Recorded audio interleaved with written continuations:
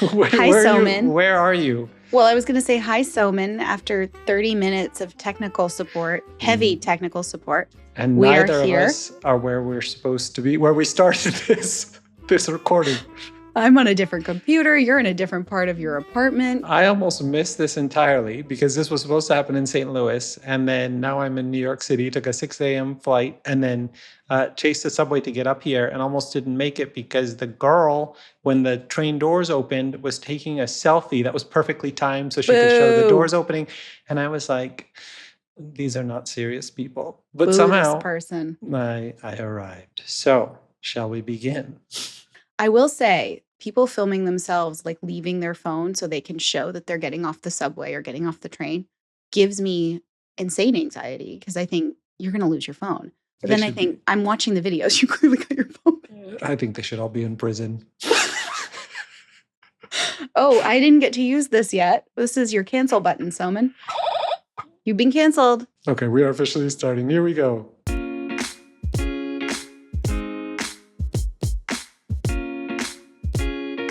I'm Victoria Aviar, the author of the Red Queen series, the Realmbreaker series, and my upcoming adult fantasy debut, Tempest, which should be out next year. And I'm Soman Chainani, author of the School for Good and Evil series, Beasts and Beauty, and my young adult debut, which comes out next year, called Young World. And welcome to our show. This is Plot Twist, a weekly podcast where you're going to go behind the scenes with Victoria and I for the making of our latest novels. We're going to be giving you a peek into everything from drafting to editing to picking a cover and so much more along the way. Plus, we're going to be doing a deep dive into the buzziest controversies in publishing. We're going to be answering your mailbag questions and a lot more plot twists along the way. So, Soman, how did we meet? Because I'm trying to remember. I remember very well. We were in Charleston, South Carolina. We were at a bookstore called Blue Bicycle Books. That checks out. And there were a lot of volunteers in the hallway, and you were crammed into the corner. And I remember thinking, who is that very small girl who is stuck in the corner and can't get out because there's too many people moving? Who's that little gnome in a blazer? She's trapped. And then someone is like, this is Victoria. I'm like, okay, nice to meet you, volunteer Victoria. And they're like, Victoria Aviar. And I was like, oh my God, Red Queen girl?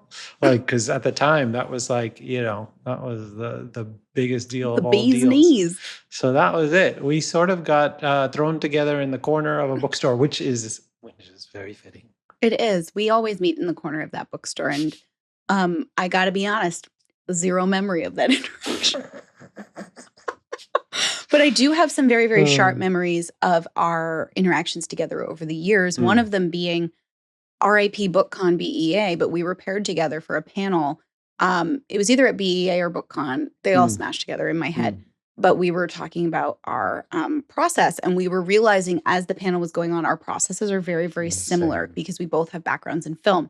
And I was just like so enjoying the conversation. And then you spilled your hot tea all over the floor of the Was stage. It like metaphorical? No, I actually spilled tea. Herbal tea, hot boiling tea. And I have a photo of you in the middle of the panel trying to clean up their tea, which for you spill the tea a lot.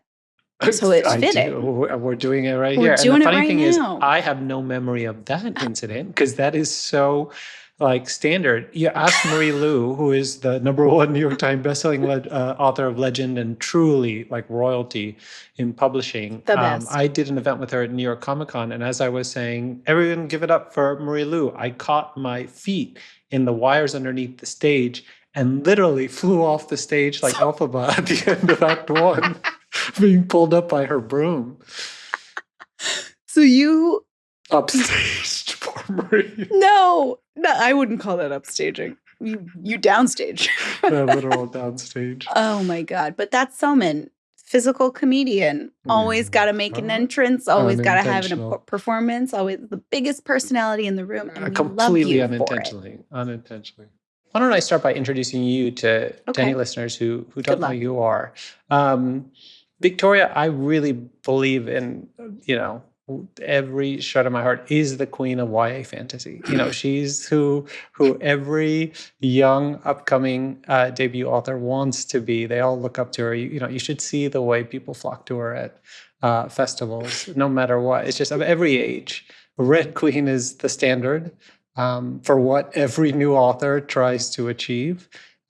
She really came out of nowhere at a very young age and created sort of the benchmark for what young adult fantasy is now. And Red Queen is still considered, what everyone aspires to create. And then, of course, she did Realmbreaker, which was, this huge epic high fantasy series. And so now she's taking a big leap, and that's the big plot twist for Victoria's career, which is she's moving out of this genre that she's kind of dominated for a decade to write her first adult novel, which is called Tempest. And why don't you tell us a little bit about it now? When we talk about storytelling, we always talk about the why now. Why is this story happening now? Why are we jumping into this story and these characters now? So why am I deciding to do an adult fantasy novel now?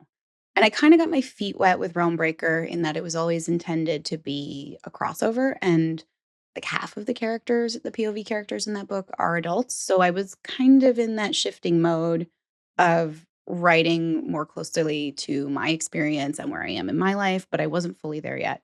And then Tempest, when I decided this was my next project, this character specifically was speaking to me. It was very, very clearly an adult project because it's an adult story. One of the hallmarks of young adult is it's usually about a journey of self-discovery, usually about a character who's figuring out who they are and who they want to be. And in Tempest, our main character, while we see her at multiple points in her life, is very much already at a certain point in that journey where she knows who she is. And it's surviving in this world as the person she wants to be and already has chosen to be. So I think that's why in my head, beyond anything else, was first and foremost adult. And then, of course, it's a denser world. It's a longer book. I'll get into that later. Oh, my God. And there is more adult themes, more adult situations in the book. It's definitely the spiciest book I've ever written. But for me, my version of spicy, your mileage may vary, but it's definitely feels like the place I want to be right now in my career because this is the story that is demanding to be told next. I will say the next story that is demanding to be told in my head is YA. So I feel like I'm happy to go back and forth, and it really comes down to what the story asks for and what it wants to be. I don't see myself making the leap to adult and staying there. I think it's going to depend on what characters come to me and what stories come to me. Now it's my turn to introduce Soman. And I went to your Wikipedia. Oh, no. And the very first thing that I saw was your pictures on your Wikipedia are so good. You look incredible. I have no control over that. Wikipedia I don't believe you. They don't let you. I have tried. I have so many beautifully staged photographs that we have tried to shoehorn into Wikipedia, and they reject them. They have to come from. At your Wikipedia, there's like this glowing.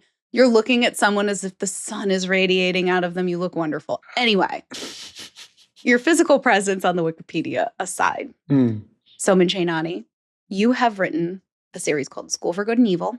It's a middle grade series, and it has sold more than 4 million copies. It has been translated into 30 plus languages, 6 continents. Like, actually, is Antarctica the only continent you would say? Because I'm pretty sure someone's brought it there. Like they had to have. I've been to Antarctica. Someone's brought it there.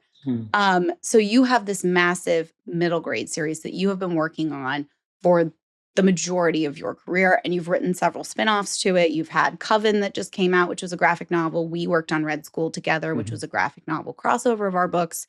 And now you are jumping into, I'm jumping into adult. You are jumping into YA with your next book, Young World, which besides being a different age, it is also a completely different genre. It's a political thriller, and it's global, and it's set in our world. So I think you have decided, I'm not just going to try one new thing. I'm going to try 10 new things all at the same time. Twists. Yeah, a lot of plot twists in one. I mean, I think what happened was similar to, I'm sure you experienced after you finished Red Queen and stuff, you're getting offered a whole lot of money to do the same thing again. And, the Indian in me is like, that's the right thing to do. I hear my father's voice in my head. Right Neverland, right Wonderland. We don't care what land it is, as long as there's fairies and princesses. I hear Go your make the father's money. voice in my head sometimes Oh too. God, don't turn. So anyway, I was going to write Neverland. I wrote 2 chapters of it and was like, I'm going to be rich, and then never opened the document again. And I started to think to myself that I was angry somehow at the time that kids were, being led down a road where social media companies were manipulating them and politicians were corrupt and they were drowning in their phones. And I just felt like I could see young people struggling more and more. And I just thought, you guys should be in charge of the world because you're going to inherit it. And you are being led astray by people who are not acting in your own interest. And then I had the idea of, well, what if they ran the world? What if young people all decided to not vote for establishment politicians, created a party called Revolting Youth, used their 45 million votes to completely disrupt elections, not just here, but globally? What would that look like? And that's the first 20 pages of Young World, where they create a global revolution and basically take over the world. So it was a completely crazy experience because not only is it a novel, it has 150 pages of full color art in it. It's structured as a diary. So it was almost like making a movie. It was the closest I could come to making a movie because every chapter has so much sort of like physical documentation in it. It's almost like a textbook of a renegade America. So, but that's so interesting because one of the hallmarks of your career is you are so connected to your readers in a way that a lot of us are not, because you do so many school visits, so many events with children. You meet, I would say conservatively, thousands and thousands of kids every single year, which is not something I do. I don't do school visits in the same way you do.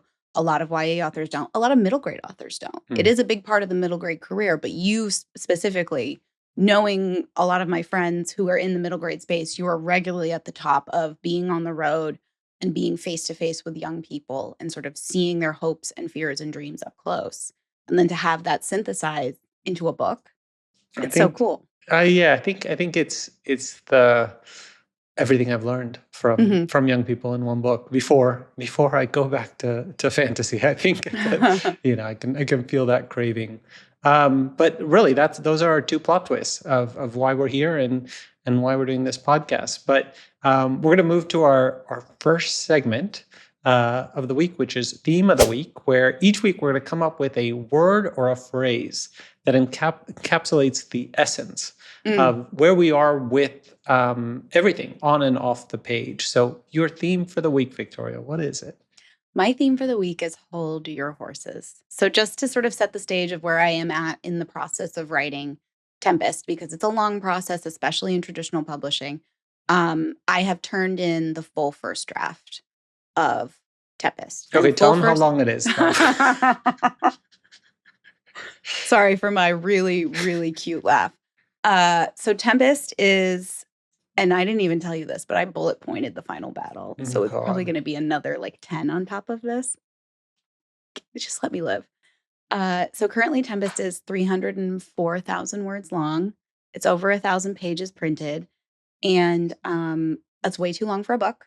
Not just because from a story standpoint, like I think it's too long. I think it's going to be too much heavy lifting for a reader, but also on the publishing side, on the structural side, on like the physical side, books can get too long to be shelved, and books can get too long to, like, the glue doesn't hold up in the binding of the book. And so we're going to have to do some dancing. Either it's my editor is going to come back with my notes next week and say it's overwritten, let's cut her down to size, or this is not 1 book, this is 2 books. I'm happy with both outcomes, but that's where I'm at with Tempest. The first draft has been sent back to my editor, and my UK editor and my American editor are working together on this. And I'm sort of in that fallow period between drafts where for me, this is super, super valuable because this is where I allow myself to sort of forget the work and come out of the forest. We always say, towards the end of a draft, we can't see the forest for the trees. We have no idea if this book is good or not. We're just sort of racing to the finish line with not really much awareness anymore. And so this fallow period for me is where I get my awareness back and where I start forgetting the story and get as close as I can get to experiencing it like a reader when I do come back to it because I've forgotten it.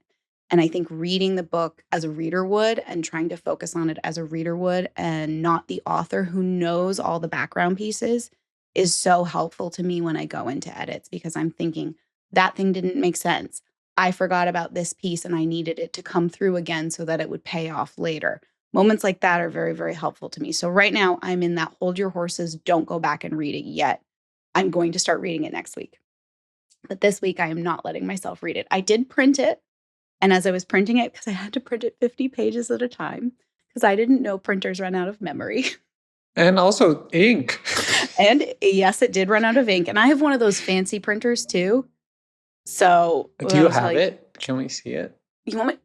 We spend so much time setting up the tech. Yep. You want me to get up and go get the book? We'll cut. We'll cut. We have to see. We have to see what 300,000 words looks like. I'm covered in wires. 300,000 words. And we're going to pretend I had this here all along. Oh my God. I have it Is in that a 3-ring. double-sided? It is double-sided. And it's double-sided because the biggest binders I could find just at the office store. If you're listening to this, this looks like 10 Bibles. I think I posted a video of it earlier on my TikTok and my Instagram, so you can go check that out. But it looks like a sheet cake. Yeah. Oh my goodness. And here's some ASMR for you. Okay, so here's my provocative question. If you had to bet between whether it's one book or 2 books, what do you think it's going to be? I'm kind of into the idea of it being 2 because having to it financially from a business standpoint, I would much rather have written 2 books than have severely overwritten 1 book. And I think if we go the duology route, it would be really cool to know that they're both done.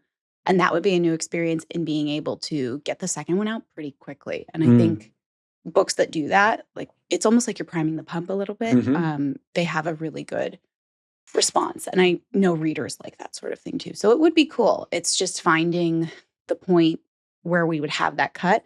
Because obviously, and you know this, we are structure babies. Yeah. And so it's been structured 3 acts. My act breaks are all there. But now what happens if I have to cut it in half? Breaking it at the midpoint, but that's not really satisfying. But if readers know it's coming in 6 months, and then I'm like, am I overthinking this? Nobody really cares about that. So anyway, my theme is hold your horses and do some weights with my printed book. I'm going to take even money on the opposite outcome. I think it's going to be 1. Oh. I know. I think it's going to be 1. Okay, my theme for the week is couples therapy. Because what did Scotty do? I actually wrote about that in my Substack this week. Random. We'll go into the story at another time. But I lived in New York for 22 years, essentially married a goat farmer, and moved to Missouri after only knowing him for like 3 days. We call it your lifetime romance. 100%. And then we ended up in couples therapy after 2 months. No, not lifetime. Lifetime, those are usually true crime. Hallmark. Oh my God, no, it's not Lifetime. And so then I will come for you. Yeah, definitely Hallmark. And then we moved to I moved to Missouri to be with him, and then we ended up in couples therapy after 2 months, which I write about because clearly we didn't know each other. But now 3 years later, everything's amazing, and it's a lot like what happens with a novel, which is like when you first start it, you're in love and lust, and then you fall out of love, and then you rediscover a new kind of love, and it's it's everything that you go through when you're writing a book. Young World took me almost 3 years. It is now through copy edits, and we're going to slowly get towards the proof stage.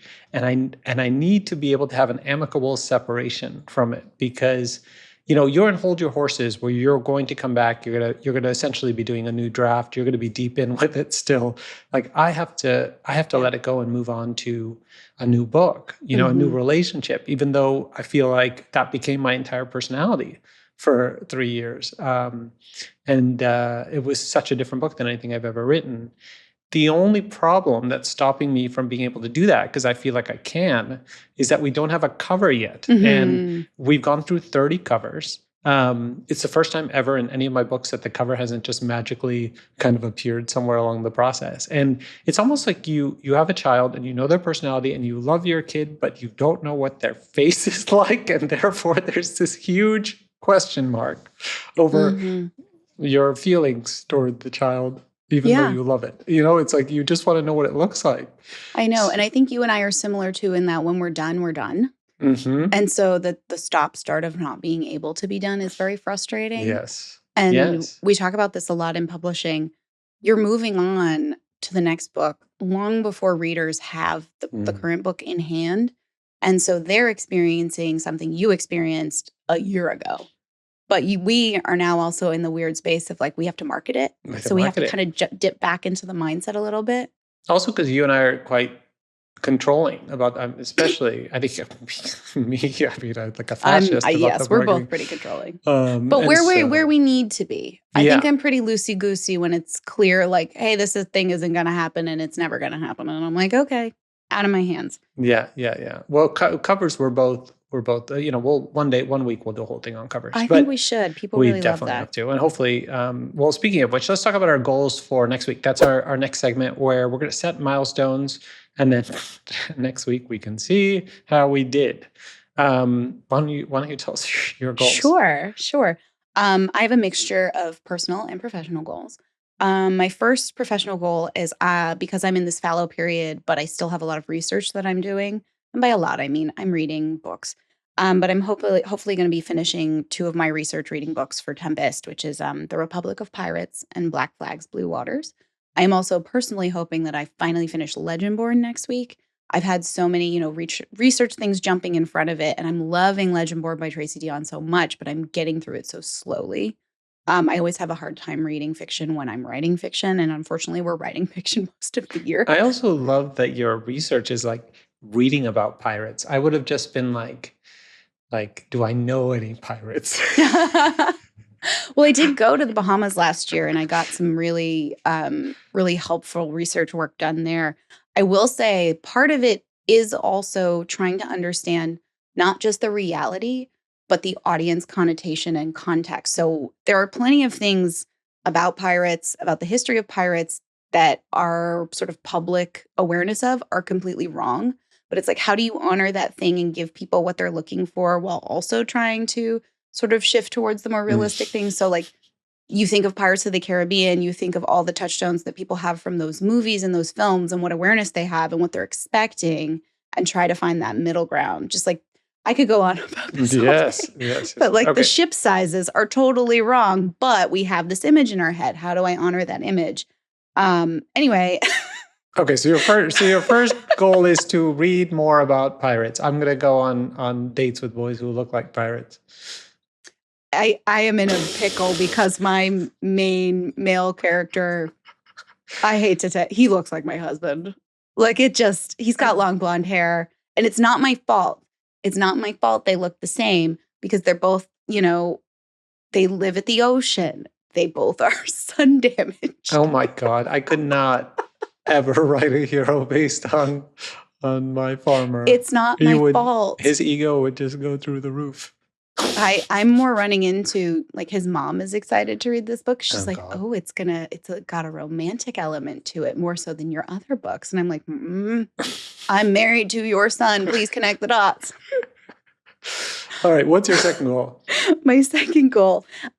So this will be for starting at the end of this week into next week would be to reread Tempest when I can let the horses run and I can get back into that book and read it and experience it and have those little moments of like, oh, wait, I forgot about this scene. I want to bring this thing back later, jot down a note, or sort of the ego boost moment of, I remember writing this and I thought it was really bad. And now I'm rereading it and it's actually not that bad. Hooray for me. I think you're going to fail that goal. I think it's too early. The notes come back May 22nd, so I have to. Oh, no. I know. It's a weird process on this one. And then my last goal is to get back to normal with my dog who just had her abdominal surgery and she's now being food picky, which is so annoying. We're feeding her out of our hands. But hopefully she's in a better spot by the time I talk to you again next week. This is great. You have dates with pirates. You have to reread a book that you're not quite ready to reread. And you have to hand feed your dog. I'm drowning. Stellar week. Mine, I'm in New York for the week solely for Young World promo and marketing, stuff ahead of time. So my 3 goals are really simple. One, we have to get a damn cover this week. If we don't, I'm going to literally draw it myself. I've done that. Well, that you have, and because you had such a clear idea. It really is the best way to visually communicate what you want, and then everyone's on the same page. Here is the problem. We are kind of inventing a genre with this one because it just is its own thing. Yeah. Like, I'm changing personality to a lot of readers. And so to make them come along, it's going to take a lot more work than normally. It's going to be a complete kind of rebrand.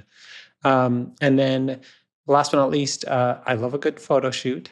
I do a lot of promo photos for a book before it's ever released to readers. Never.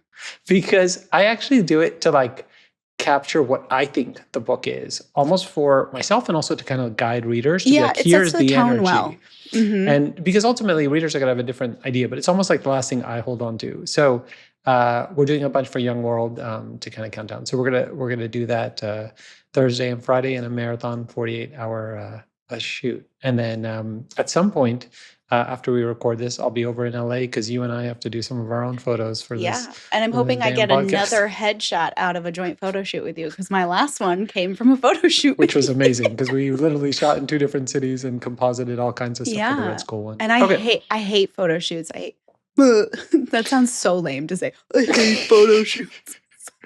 Everyone at there. This is a real LA, New York conversation. But I really do dislike them. So doing them with you helps me a lot because they're very stressful. And there's nothing worse than looking at photos. Definitely. Okay. We're going to the next segment that everyone's been waiting for. Eagerly awaited. This is your domain. I'm here to guide our topic of the week because we're going to be diving into thorny issues in art and publishing that other people really are afraid to touch. And I thought, for week 1, I thought this was a good idea because someone on Threads accused you of plagiarizing a meme. You posted a meme, and someone who had posted the same meme of Scarlett Johansson that had been posted at least 10 million times over the last 10 years was like, you copied me. That was very strange. Let's have our topic of the week be, plagiarism, but more in the sense of, okay, what is the difference between inspiration and infringement? Yeah, and this is an ongoing topic. This isn't necessarily super hot button because I remember I've made several pieces of content. I hate saying content. It's so cold. Word. And I've made several pieces of content about this thing starting last summer. And it's a conversation that a lot of different people are having. So I feel like it's fun for us to chat about, especially because while I am inadvisably very tapped in and very present on social media, you're not. And so it's cool to get your sort of take on this too. But going back and forth with the point where a book crosses from being inspired by something else to infringing upon something else. I think it is super important to acknowledge that we are all links in a chain. No piece of art is made in a vacuum. Everything is building off of something else. We know what our watersheds are, what our tonal references are, what works we're in dialogue with when we're writing.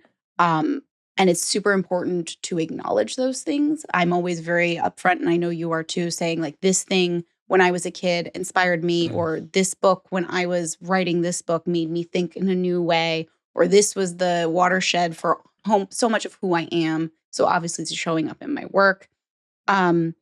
Legal copyright infringement.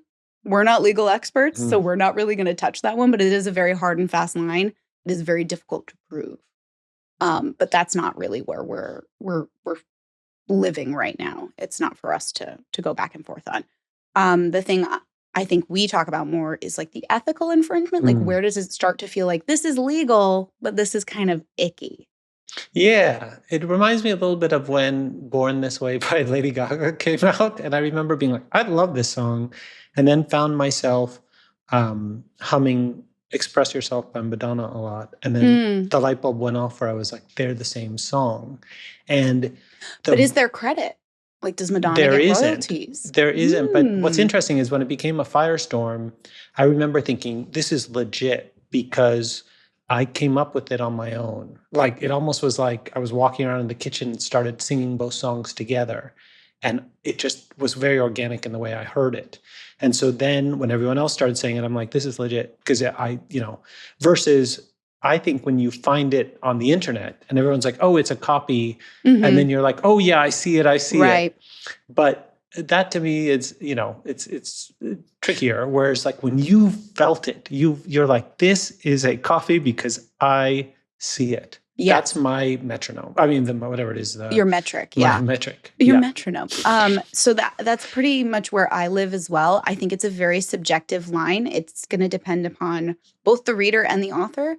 I know there's definitely, as a creator, we have different feelings than a reader who might be like, oh my God, it's just like this thing that I loved. And now I get to have that thing all over again and have that experience and I eat it up. Yum, yum, yum.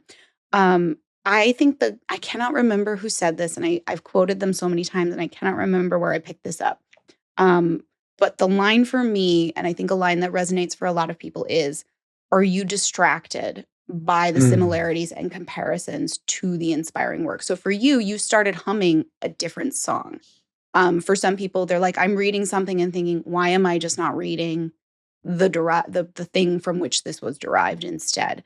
And I think that's where the sort of ethical line might be. It's ethics, but I think it's a deeper thing of you distrust the author. So, I have read, some clear copycats, and you just think to yourself, you lose trust in the author. And what you end up doing is going to the sequels or whatever they write next, and you come at it with a bit of doubt because you're like, can they actually pull off something original? And when they don't, because very often they cannot, when they're left to swim on their own, you start to, that's when you start to turn sour on it, and it makes you kind of angry. So I think it often goes from kind of a recognition to, a curiosity, and then you do kind of turn angry on it because you feel like, how is this allowed in some level, Yeah, and I think, and again, we all are coming at our work with pieces of inspiration from so many different places. And I totally hear people saying, well, there's no original story. Every story has been told. How do I defend against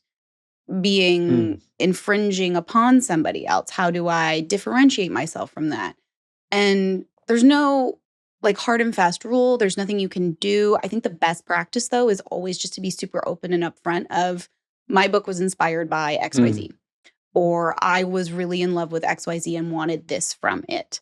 I think that is always just the best practice personally for me. And I think it's good, especially, we talk about our massive watershed works, big IP pieces.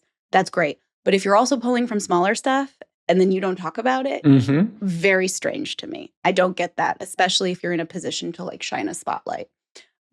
So just after 10 years in this industry, that's always been my practice, is to be super upfront of like, I was in dialogue with this thing, I was engaging with this thing, this inspired me or hit me at that particular moment where it changed who I am. It creates such respect. What I did with the first School for Good and Evil is actually kept a playlist of the books and music and everything that I was doing per chapter. And then we published it with the book. Oh, I love that. And that was on Amazon. When you went to buy the book, there literally was a playlist of everything that I was loving during that year of writing it. Sally Rooney, just who released Intermezzo, has multiple pages of an appendix, just every quote that she stole, every thing that she alludes to, she just goes full wire on all her inspirations, which I just thought was the coolest thing ever, because you start to see also you have such respect for how smart she is and how well-read she is. Of course. And it's inspiring to see someone do that, and it makes you want to go read those things. I think it's just a good practice to have as an author, regardless of your size of platform or whatever. I think it's just a good way to be a good colleague and to hopefully engage with your readers and give them some other way to connect with you and sort of see what you see. That's the whole point of storytelling, I think. Well, also, I think it's it's an authenticity to what you are. Like, I remember I called you once many years ago. An author called me for advice and was very clear that their inspiration for their book was Red Queen. Like, very point blank, Red Queen is what this book really is a transmutation of. And then when the book was, released and did really well, and mention of inspirations, No mention of Red Queen, which, it's this idea of like, let's hide the truth Yeah, sometimes, and I wonder if people I don't understand the thought process behind it. I mean, I understand the inclination to think that saying, "Hey, I loved this thing and so I wrote this thing," could open the door to people saying, "Well, you just plagiarized or you just infringed upon." But I think it's actually the reverse, where when you do that, you're just showing, I'm part of a link in a chain. And we all know what links in the chain led to us. And now that we're in the position where we've been doing this for however many years, we're starting to see the links that are forming in front of us, from us. Yes, and it's a really, really cool experience. But you're obviously like, hi, I'm here.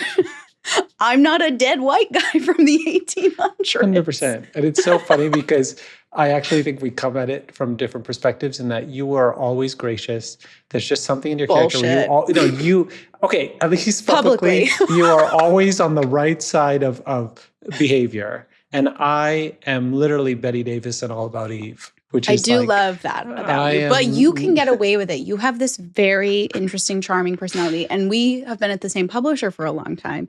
And I remember always being like, oh, I'm really struggling. I'm not sure how to ask for this thing. And you're like, just ask for it. I'm just like, set fire to the earth until you get it. I literally watch Showgirls and root for Gina Gershon the whole time. Who doesn't? But I think also this infringement versus inspiration conversation does dovetail a little bit with the ongoing practice that we're seeing of transmuting fan fiction and indie published or self-published derived works into traditionally published. So like a traditional publisher picks up this book and puts it through the process, and now it's being put out as a traditionally published book. Well, let's hold there for a second because is that a whole nother thing? Well, we're going to get to that in a second because our next segment is going to be Reader Mailbag, where we asked our audience to every week send in their questions. And for this, our first episode, we got 2 questions that we really liked. Yes. And you're speaking about, traditional publishing. And the first question that came in was, Victoria and Soman, what are the pros and cons of having a traditional publisher? Well, before we do the official, what we see pros and cons, I will say in that process, the transmutation process, I think there is a danger that is sort of solidifying, and I've talked about this before, but I think because we're seeing this process grow in popularity and success, these sort of self-published derived works or fan fiction works that have been transmuted, they're finding their audiences very, very quickly, and they're finding great success in the traditional publishing sphere.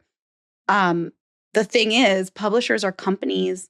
They're built on capitalism. They're built on revenue. They see something do well. They want to keep doing it. They want to keep hitting that button. And they're going to keep hitting that button faster and faster. And it's the speed element that concerns me. Because I think we're seeing a lot of these projects be crashed to market faster and faster. And they're not getting the correct time and care in the editorial process to make sure that they are fully their own story, now able to stand on their own 2 feet. And I think this opens up the author to a lot of risk and that legal aspect of infringement. And I'm watching this, and I know I'm not the only author who thinks this way, but we are all kind of watching this with who's going to be Icarus? Who's going to fly too close to the sun? Who's going to have something that was self-published and now is put into a completely different sphere, and the editorial process was very, very fast or didn't happen at all, and now suddenly they're at risk for a lawsuit, or they're at risk for, having a big splashy book come out and having it fall very, very flat because the publisher shoved it through. Well, let's use that to answer this question. So with the pros and cons of traditional publishing, I think the pros there are that traditional publisher has the muscle to be able to come in and make a book happen in the public marketplace, right? It's about getting placement at bookstores, at airports, at online, and being able to put copies on shelves, right? So they have levers that they can pull that no self-published author, no indie publisher can pull, in terms of trade reviews, industry insider events, placement, the runway that a book gets with ARCs and engagement with the press. And you get a team of editors and marketers and publicity and school and library and design, and you don't pay for any of that. The con in this case would be, let's say you are doing a fan fiction of, what should we say? Let's say Twilight, right? Which is really what 50 Shades of Grey was. And you don't change it enough, right? So online, you have your audience. They understand what you're doing. They're Twilight fans. You're in your safe little bubble. The publisher has now come in, given you tons of money. That's the pro. They've pumped it to everywhere. You are now going to be a star. You have an ad in the subway that the girl was taking the selfie in.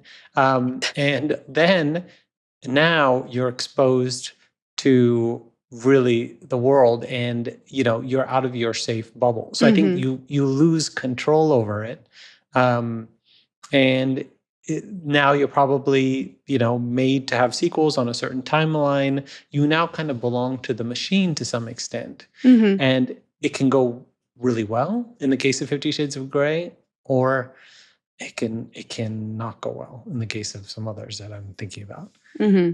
Yeah, and I think the traditional publishing houses are generally, just because normally their production timelines are quite long, they're much less agile in terms of jumping on trends and jumping on marketing. So a lot of indie published authors or self-published authors who have great operations are very hesitant to go the traditional publishing route. I know many who are so successful and they're like, I'm not going to do that. They're my distribution, but I'm doing everything else, because they're so much better at it. They're so much better at adapting. They're so much better at seeing, like, oh, there's a turn in the road coming. I can turn the car. With a publisher, it's like turning the Titanic. It takes a lot, and you have to go through so many people, and even then, they're just slower. And so I guess that's one of the pros of indie publishing, self-publishing, is you are in full control. But there's the catch-22 of you are in full control and you are paying for everything. And we'll be talking about this many, many times in the future as it comes up, also to our own work, in all the things we're going to be doing. And we should definitely interview a self-published author or an indie author, because we do not have a lot of knowledge on that sphere. 100%. Okay, our second question for the week came from a reader who asked, how do you determine, I like this one, how do you determine if a book festival is a legit event worth going to, either as an author or a reader? I guess what they're really asking is, how do you not end up at the Fire Festival of Books, which I would actually pay to go to because it sounds amazing. It's like the Willy Wonka in Glasgow. I thought that was a masterpiece. I would have paid $100 to go there. That's the problem, though, is there's it's really different now, especially, and I want to acknowledge that we're coming at this from the perspective of traditional authors who we're usually sent to festivals and conferences by our publishers. We're usually, our own money is usually not in the game unless we're paying for our travel, that kind of thing. But these things are kind of vetted beforehand for us. But in doing those things, we've sort of learned how to see, oh, that was never going to go well to begin with. And sometimes you just end up at a dud, right? Yeah. Where an audience, there's no audience, or they don't serve you lunch and you're just being sent from school to school that's unprepared. There's a million ways where it can go wrong. But then also there are ways that it can be a sudden surprise. There was a festival in Michigan called Harbor Springs that invited me, and I kept looking for someone who had been there before, and no one had heard of this festival. No one had talked to me. I couldn't find any references or anything like that. And I was like, okay, I will go to this mysterious Harbor Springs festival in Michigan. And it turned out to be really my favorite book festival of all time. I mean, it was a week in paradise and the most well-run festival I've ever been to. And then I said, I'd love to come back next year and every year. And they said, oh, you only get invited once to this, and then you never get to come back again. So you'll have to go. It's like, no wonder it's mysterious. They never let anyone go back. So no one ever talks about it. But it is interesting once you bring in the financial aspect, because one of the bigger and very valid complaints about the whole Fire Festival, book festival thing, is people are funding themselves to go. And a lot of authors' sales models are based on selling a certain amount of books that they have to get to these events themselves, knowing or being told however many people have bought tickets, they're intending to perhaps buy your books. And so there's this incentive of an exchange of money, and it's part of their model. So that makes things very, very murky. A lot of these festivals are starting, because they're popping up a lot. And one of the things you want to look for is, does the organizer have experience organizing events? And that feels like a really low bar, but apparently it's not. And has this event happened before? Are there authors going that you trust and know are spending their time somewhere that they think is worthwhile? I think those are really good questions to ask. Also, are you getting pyramid scheme vibes? Are you getting MLM vibes? Because a lot of them, it feels like the exchange of money is just sort of going in a circle. And the table fees are very expensive. You're not getting what you're paying for. So it's like if things aren't adding up or if things just feel off, that's really worth exploring. There's not really a silver bullet. There's not really, this is the red flag, don't go. But the closest thing to it would be experience, unfortunately, and just knowledge of the events. But obviously, the best thing you can do is talk to other authors, talk to other readers. If you're a reader, especially, and you're just starting out and you're sort of like, I'm going to book festivals journey, really make sure you're going to the events that are near you. I would hate for people to like fly across the country and be stuck at one of these things. So get your footing there. It's a community. People are so willing to talk. I know, and I experienced this too. I know you walk into a room at a book festival and you're like, oh my God, there's so many people. I feel so overwhelmed. I feel so socially weird and awkward. Know that everyone is feeling that way and everyone is just dying to talk to each other, but they don't want to be the one to do it. And you've all read the same book. Yeah. Like you can all, like the best place to make friends in the entire world is a signing line. Yes. You are stuck there. You've all read the same book. You're all there for the same reason, you know. And I have seen many a friend meet in the School for Good and Evil signing line because what better place to find people with your kind of vibe, you know? Exactly. I always tell people, you're just in a room full of book nerds. We're just all book nerds. Like this is where you should be finding your what's the word? Your pirate. I was not finding my husband at a book event. Husband, I know. Mine either. I think neither yours nor mine likes to read fiction, right? No, he has been. He's very excited to read this one. I did make him read the sex scene. That's the only thing he's read in Tempest is the sex scene because I wanted to like run it by him first. I love this. All right, if you'd like to submit a question to our reader mailbag, you are going to email it with your name to mail@plottwistpod.net. That's mail@plottwistpod.net, PLOTTWISTPOD.net. And we're going to end this week with our final segment, which is plot twists that we want to see in the real world this week. Off the page, what plot twist do you want this week? Well, I did like the plot twist of the recent papal conclave when we elected an American who's, as progressive as a Catholic priest can be. Pope, who is directly critical of the Trump administration. They started putting out the Pope's tweets, which is a weird sentence to say. The Pope has tweets. And I was like, oh, great. Like, good. And then a plot twist I would like to see personally is I would like to put my laundry away in an acceptable amount of time. My husband says that Vegas has 12-1 odds that I put mine away today. Where does it stay in the meantime? Where is the laundry? In the machine? No. Oh God. This is the worst part. It's done. It's folded. It's just sitting on the bench at the end of my bed. It's folded. You just have to move. You just need to hire a mover to. It's so bad, Soman. I have such executive dysfunction. Oh my and I have this whole office I have to clean. Meanwhile, everyone who's looking at this, all they see is a perfectly pristine office. That is by design. You are not seeing anything on either side. Okay. What about you? What do you want to see? I just, after that girl with the selfie on the subway, I just thought, no more phones in the subway and trains. That's it. You get on a subway and a train, you are not allowed to look at your phone, and there's going to be a little free library if you didn't bring your book. Otherwise, you have to look at people, you have to be in the world, or you have to be in another world, meaning a book that interests you. These are your options. I don't like that because then it means more people are going to try to talk on the subway. And one thing I really like about UK public transit is nobody speaks. It's quiet. I'm not in a headspace to chat on the subway. Don't look at me. No. I'm not looking at you. Then we had to go back to where everybody was reading a book. Yes, reading a book is fine. You can read a book on your phone. And you can go in the quiet train, the quiet car, where there's only reading of books or staring at people. My compromise is you cannot watch things on your phone with sound. You I mean, that's a low psychopath. bar. I mean, how low a bar? That's where we're at, Well, Soman, in our society. The bar is low. Oh my God. Okay, speaking of low bars, let's then speaking of my desire to rid the world of phones, let's tell everybody where to find our socials. Our super curated socials. No mistakes here. So you can find me on TikTok, Instagram, and Substack. And my Substack, Diary of a Novel, really is where you're going to find sort of the deepest dives about me other than this weekly podcast. And my Instagram is my primary social. And I have a TikTok. That's Soman C from Instagram. And my TikTok is run by a 15-year-old girl. So if you want me translated to Gen Z humor that I'm not in control of, you'll enjoy my TikTok. Soman, are you flouting child labor laws? She's an intern.